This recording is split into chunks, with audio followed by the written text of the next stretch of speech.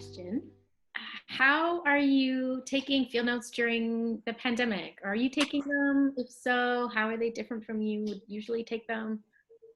It's like, I think for many people, well, for most everybody, it's a pretty rough time. And I think people either turn to like work and they write things out and kind of flush things out and kind of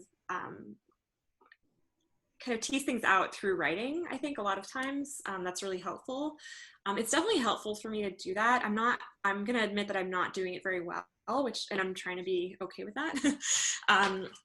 Right now I do morning pages, the Julie Cameron method that I know a lot of writers use, where I just try to write for 20 minutes free write in the morning about anything that kind of comes into my head and anything that's kind of just kind of clear things out for trying to work the rest of the day.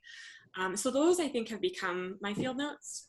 Those have become my my way of kind of checking in with myself and kind of going on tangents on what I'm thinking, what I'm feeling.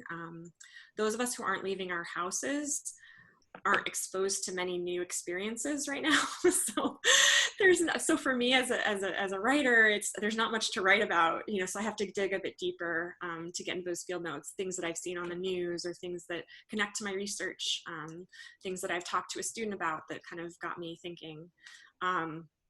So I do that. I try to do the morning pages. I should be doing it every day, but I'm trying to be good and be forgiving of myself not to do that. I always keep my notebook. This is my handy notebook that I keep with me, and I keep everything, any thoughts that come into my head, any kinds of ideas that I have, books that I've come across, people I've talked to. And so this becomes kind of my field journal that I use. And this is actually the same type of journal that I take and do field notes when I'm in the field. I take a notebook like this as well. So research never really ends. It's always ongoing. And so I love that idea that we're always thinking through these ideas, and our research relates in so many different ways. So I try to make that connection as I can now. I'm not actively collecting any other kinds of data, so I'm not doing interviews. I'm just waiting for things to get a bit better so I can head out to the field again. So right now I'm my research subject, I guess. So I'm taking notes on that right now. Yeah. Yeah, and I'm in the middle of my PhD research, so I am still trying to document. Again, trying to journal a bit more, because I know there's an article in here somewhere about the position I'm in right now. But I've been following the Bahamas news, where my research is based, more than I have been here, trying to kind of follow the headlines daily and document them. Just so my research is looking at Hurricane Dorian displacement. And so I kicked myself for not following the headlines daily as the hurricane impacts unfolded. So now it's kind of looking at how the news changes over time. And then also being part of a number of WhatsApp groups there, just documenting what I'm hearing and seeing through some of the WhatsApp conversations and how they're shifting over time. And then, trying to understand how I'm going to do.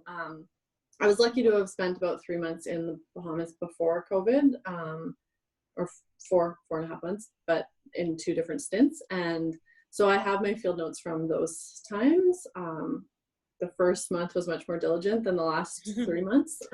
So, but still trying to reflect on what I saw then. And then now it'll be a matter of understanding how to take field notes through phone interviews, and audio interviews when you're not seeing the surroundings or what's happening on the ground.